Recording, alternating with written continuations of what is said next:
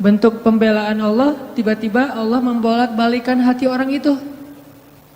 Dan buat Allah membolak-balikan hati itu lebih ringan dari kita membolak-balikan telapak tangan. Ada yang susah bolak-balik telapak tangan? Susah nggak ada kan ya? Gampang banget kan? Segampang itulah, bahkan lebih dari itu buat Allah untuk yuqallibul qulub, membolak-balikan hati. Buat teman-teman ya yang di sebelah selatan masjid, mohon bersabar, jangan memaksa masuk supaya semuanya nyaman. Kan ayatnya berlapang-lapanglah dalam majelis. Jadi berikan tempat untuk orang yang sudah masuk duluan. Mudah-mudahan yang di luar dapat pahala lebih karena bersusah payah untuk datang dan ternyata tempatnya agak jauh di mata. Enggak, blunder. Aneh. Oke, lanjut. Lupa Buat Allah membolak-balikan hati itu lebih gampang dari kita ngebolak-balikin tangan kita. Gampang banget nih. Jadi nggak ada yang di mata Allah atau dalam persepsi Allah ada hati yang kayaknya nih susah banget nih dibolak-balik. Jadi kamu mending nggak usah ke situ lagi deh. Saya juga kewalahan ngebolak-balik hati dia. Enggak, mudah. Terus kenapa ada yang dibiarkan, ada yang dibalikan hatinya? Karena ada yang pantas, ada yang tidak pantas. Jika kita sudah punya kepantasan, Allah akan balikan hati kita kepada kebaikan. Allahumma habbib ilainal iman wa zayyinhu fi qulubina wa karrih ilainal kufra wal fusuqa wal isyan waj'alna minar rasyidin. Hafal doa itu? Nanti cari di YouTube lah ya. Ya Allah, jadikan kami cinta kepada amal soleh dan jadikan rasa cinta itu indah di dalam hati kami. Jadikan kami benci kepada dosa dan jadikan kami termasuk orang-orang yang mendapat petunjuk. Allah bolak-balikan. Gitu juga dengan hati calon mertua. Gimana pun dia ngeblok, nggak boleh masuk lah, gerbangnya digembok segala macam. Cuma gerbang. Mau 1000 lapis gerbang, kalau hatinya dibalikin, hilang semuanya tuh. Gampang banget kan? Buktinya malam ini nih. Allah membolak-balikan hati kita yang tadinya punya macam-macam rencana pada malam minggu, akhirnya Allah balikan hatinya, udah ke Masjid Agung aja deh. Bukan karena saya, bukan karena pemuda hijrah, bukan karena teman-teman panitia, tapi karena Allah mengikat hati kita, mengarahkan hati kita untuk bisa datang ke masjid. Sehingga ribuan anak muda tiba-tiba memakmurkan dan meramaikan majelis ilmu. Kalau di ribuan orang aja bisa Allah bolak-balikan hatinya, apalagi cuma satu orang. Ya, ada berapa ribu sekarang? 15.000? Lebih nih Masjid Agung ini daya tampungnya berapa? 10.000 ya? Sampai keluar. Berarti sekitar 20.000. Ini benar-benar sesuai dengan yang dulu banget saya harapin 2 tahun yang lalu bisa ngalahin Tomorrowland. Minimal DWP lah ya. Bisa ngalahin DWP atau kalau bisa Tomorrowland. Saya pernah kemarin tuh acara taklim di Pekanbaru, An-Nur, yang datang sekitar 25.000 anak muda depan masjid penuh. Malam yang sama ada acara juga di mall, tapi acaranya sepi, yang taklimnya ramai. Masya Allah. Habis itu baru ke mall. Tetap aja sama-sama ramai. Intinya teman-teman, mudah buat Allah. Sama kayak Allah membolak-balikan hati Nabi Muhammad, mertuanya Ali bin Abi Thalib. Padahal udah yang datang itu kurang keren apa coba? Abu Bakar. Secara fisik terkenal Abu Bakar itu orangnya putih, nggak terlalu gemuk, jadi badannya tuh bagus. Terus orangnya dermawan, akhlaknya paling mulia dan nggak pernah syirik sejak zaman jahiliyah. Di antara sahabat Nabi yang gak pernah melakukan dosa syirik sejak zaman jahiliyah, Ali dan Abu Bakar. Malah Abu Bakar tuh waktu kecil pernah diajak sama ayahnya untuk nyembah patung. Begitu ayahnya selesai ibadah nyembah patung pergi, itu patung diludahin sama Abu Bakar. Dilemparin kotoran sama Abu Bakar. Apa sih lo patung doang masa disembahin? Kalau lo bisa balas gua, coba lo balas, dilemparin. Ternyata gak balas. Dari kecil juga Abu Bakar itu udah gak pernah syirik. Orang yang sangat terjaga hanif. Dan julukannya juga sama dengan julukan Nabi Ibrahim, Siddiq. Wadhkur fil kitab Ibrahim innahu kana siddiqan nabiyya. Ibrahim Siddiq, Abu Bakar Siddiq, sama nih. Bahkan Nabi sering membandingkan Abu Bakar sama Ibrahim. Engkau wahai Abu Bakar seperti Ibrahim. Engkau wahai Umar seperti Musa. Ya iyalah Umar ya. Musa kan gak sengaja noel orang langsung meninggal kan ya. Melihat Bani Israel agak ramai gitu, lagi mau gelut sama orang Kipti. Karena Musa kasihan kepada Bani Israel yang lemah, akhirnya dia cuma ditakol dikit lah si orang Kipti ini teh. Apaan sih lo? Meninggal. Belum diginiin, baru gini doang coba. Jadi kalau dulu ada ultimate fight, kayaknya Musa tuh juara bertahan tuh. Nah kalau di zaman Nabi, orang kayak Musa, Umar. Jawara, Quraisy. Kalau ada yang macam-macam sama Umar, lo berani sama gue. Nih lo lihat nih. Gak ada yang berani sama Umar. Kalau lo pengen istri lo jadi janda, anak lo jadi yatim, lo tunggu gue di belakang gedung itu. Gedung, bukit. Gak ada gedung dulu teh. Gak ada yang berani nungguin Umar. Lancar aja tuh hijrahnya.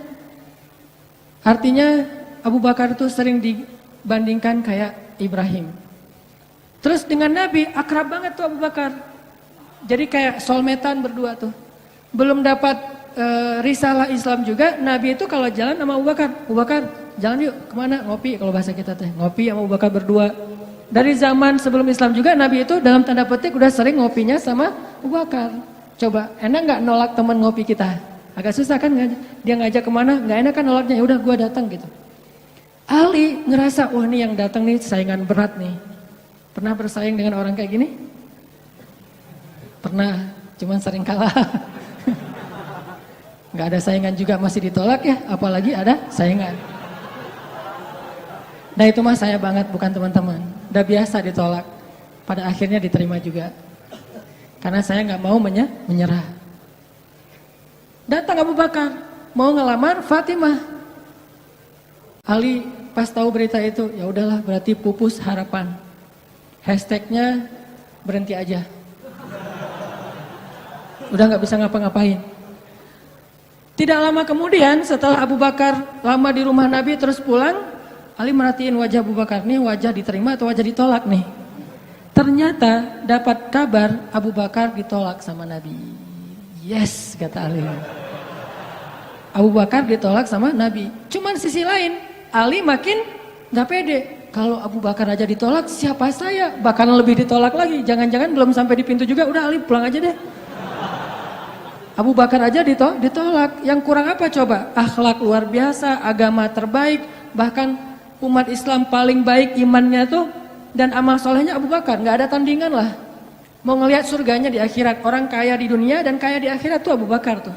Ada orang yang di dunia miskin, di akhirat kaya. Di akhirat miskin, di dunia kaya. Kalau Abu Bakar, dunia akhirat kaya. Surganya Abu Bakar tuh dikelilingin sama Jibril. Jadi Jibril lagi pengen ngukur surganya Abu Bakar. Terbang setahun. Udah setahun terbang, itu baru di pinggirnya surga Abu Bakar. Belum sampai ke tengah. Padahal Jibril itu kecepatannya lebih tinggi daripada kecepatan cahaya.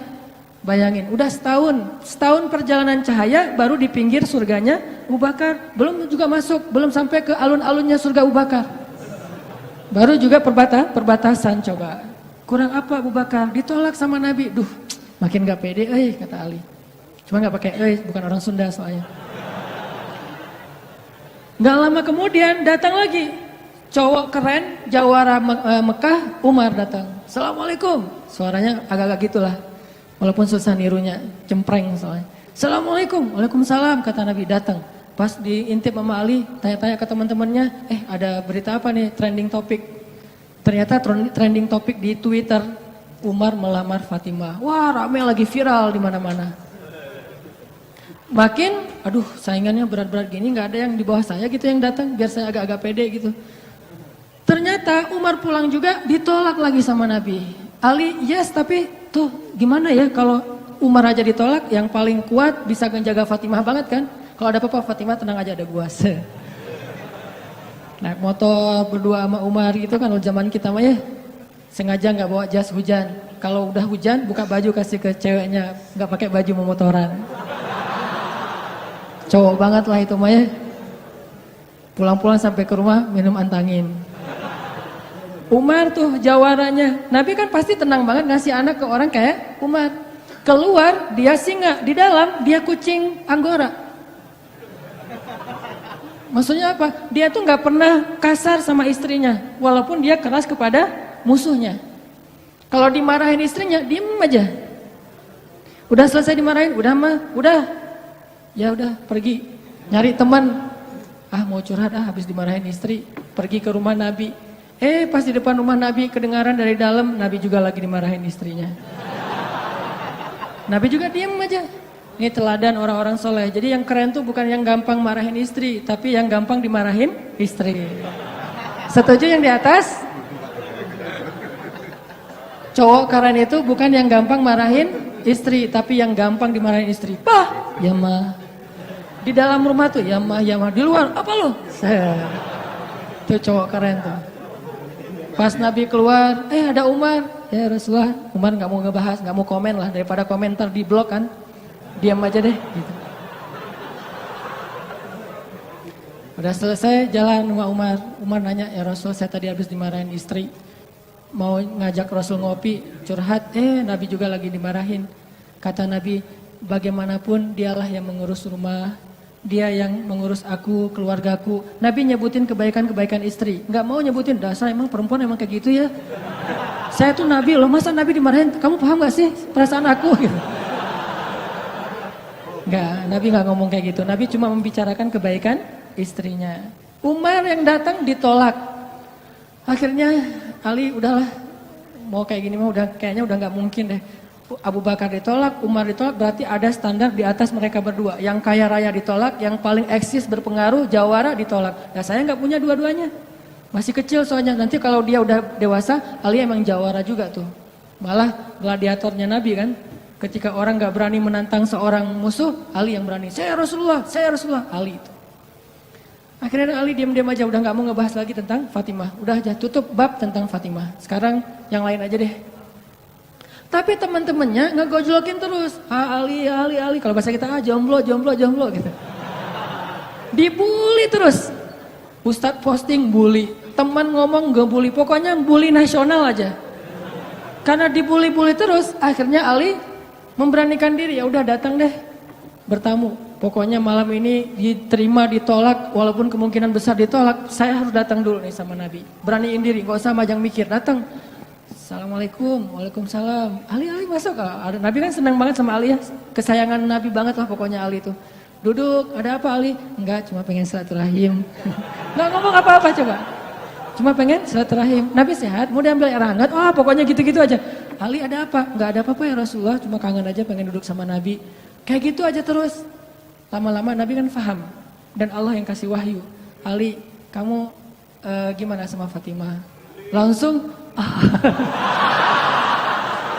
Fatimah. Kebayang gak sih perasaan kita tuh sama orang yang kita kayak udah ngeklik banget, udah habis-habisan, pokoknya kalau gak dia saya mending gak usah nikah deh, gitu ya. Kalau gak dia mending saya jomblo aja seumur hidup. Kalau gak dia mending saya bunuh diri aja. Udah gitu bunuh dirinya gak mati lagi kesangkut di tiang listrik. Ali itu udah hatinya tuh udah kena banget sama Fatimah, dan itu karena Allah yang mengikat hati mereka berdua. Pas Nabi bilang gitu, Ali langsung curhat. Ya Rasul, ya saya pengen, tapi saya gak punya apa-apa. Kata Rasul, kamu punya apa? Saya di rumah tuh cuma punya 3 barang. 1 pedang, 1 onta, 1 baju besi. Gak punya emas, gak punya apapun. Kata Nabi, kalau pedang kamu butuh untuk berperang. Onta kamu butuh untuk mengangkut air. Ya udah deh baju besi aja.